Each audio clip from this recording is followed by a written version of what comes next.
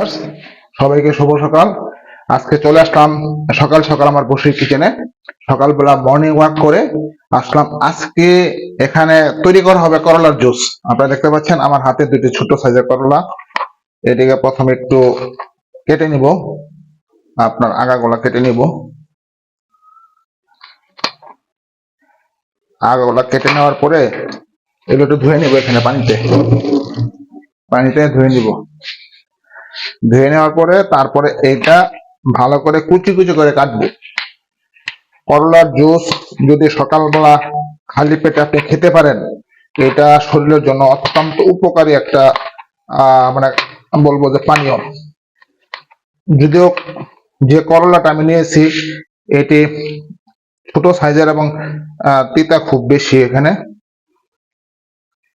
এবং এটাই হলো আসলে আসল জিনিস করলার। আপনারা যদি করলা সকালবেলা প্রতিদিন না হলে অন্তত সপ্তাহে 2 থেকে 3 দিন এইভাবে করলার জুস আপনাদের এভাবে করলা কুচি কুচি করে কাটবেন।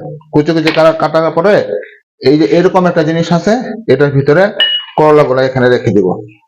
অল্প ছোট সাইজের একটা বা দুইটা করলা এখানে রেখে দেওয়ার পরে তারপর এটা দিয়ে ভালো করে ফেটলাবো, যাতে ভিতর থেকে রসগুলা বের হয়।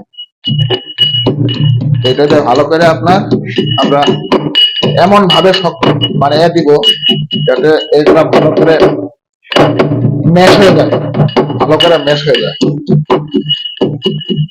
শক্ত করে এখানে আমরা দিচ্ছি। করলার যে রস, এটা শরীরের জন্য খুবই উপকার। এটা শরীরের জন্য খুবই উপকার একটা জিনিস। আমাদের ম্যাশটা শেষ পর্যায়ে চলে আসছে।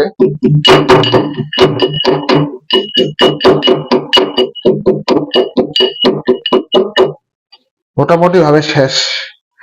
এখন এইখানে যে ম্যাশ করলাম এটা একটা বাটিতে নিব, সমস্ত গুলাই একটা বাটিতে নিয়ে নিব।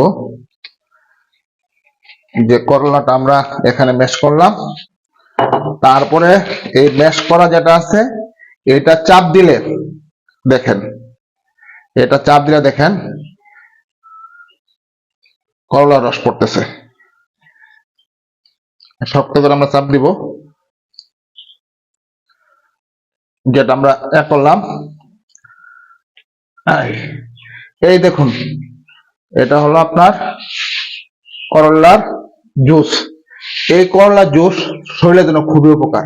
যাদের ডায়াবেটিক্স আছে তারা সকালে যদি খালি পেটে করলার এই জুস খেতে পারেন, তার ডায়াবেটিক্স নিয়ন্ত্রণ হবে। রক্তে যদি কোনো দূষিত পদার্থ থাকে, এই করলার জুস যদি খেতে পারেন, সেটা আপনার রক্তকে পরিশুদ্ধ করে।